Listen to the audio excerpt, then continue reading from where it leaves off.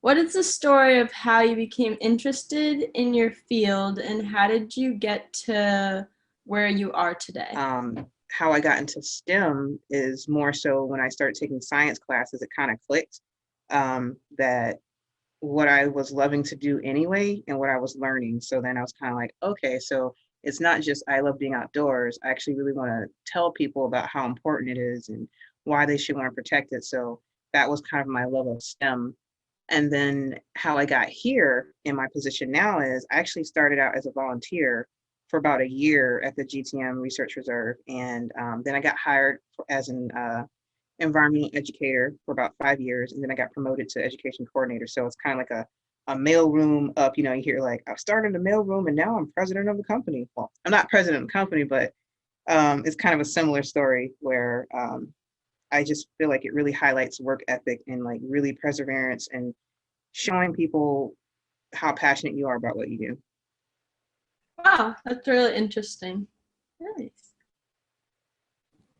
Hi, I'm Ella. I Yeah, like I share the love of the outdoors with you, and that sounds cool.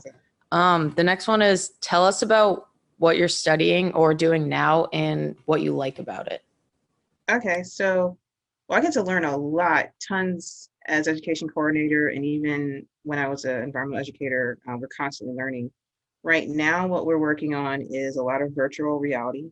So we noticed that in our surrounding communities, there was a need for students who couldn't come on site to many restrictions. It could be financial, it could be distance limitations. And so we wanted to make programs accessible for them and fun. So, we applied for a grant and then got it, and we started working on this virtual reality project. And now it's expanding into like just so many different ways and many habitats. And what we're working on specifically right now is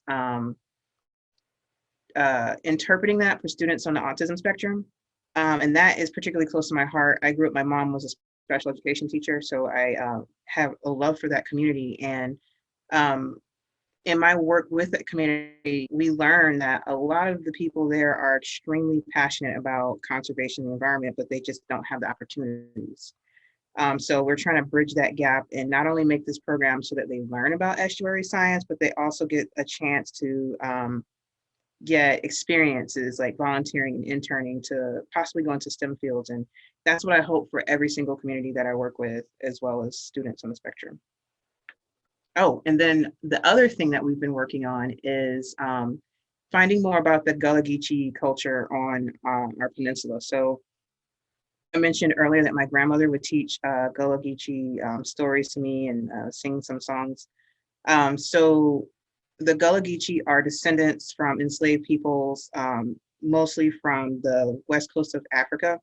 And in the United States, these communities are mostly southeastern US, everywhere from North Carolina down to South Carolina, Georgia, and northern Florida.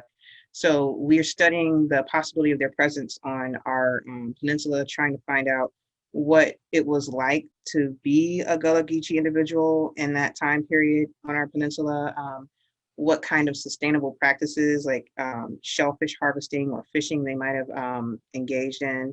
And for me, it's not just a work project that's really cool. It's also a personal journey because that is my heritage. So it's been really fun trying to find out things and researching. So I'm looking forward to learning more. I like how you like tied into the heritage and educating others on that too. So the next question is, what advice do you have for young people who may be thinking about going into the STEM career? Okay. Well, I would say there's a ton out there. There's like so many different STEM careers. It can actually be a little overwhelming when you look at, just the array of what you can choose from. I would say really kind of take some time to explore what you're interested in. So if you're interested in, I'll just use my career because that's what I'm in, environmental education and environmental science. Take the time to try and register for summer camps, take classes, volunteer definitely, sign up for community events, and just kind of find out what you really want to do. I think the more you love what you do, the easier it is. It's like it's not even work anymore. So kind of find out what you want to do and definitely take opportunities like volunteering because you never know, you might end up volunteering for your next employer.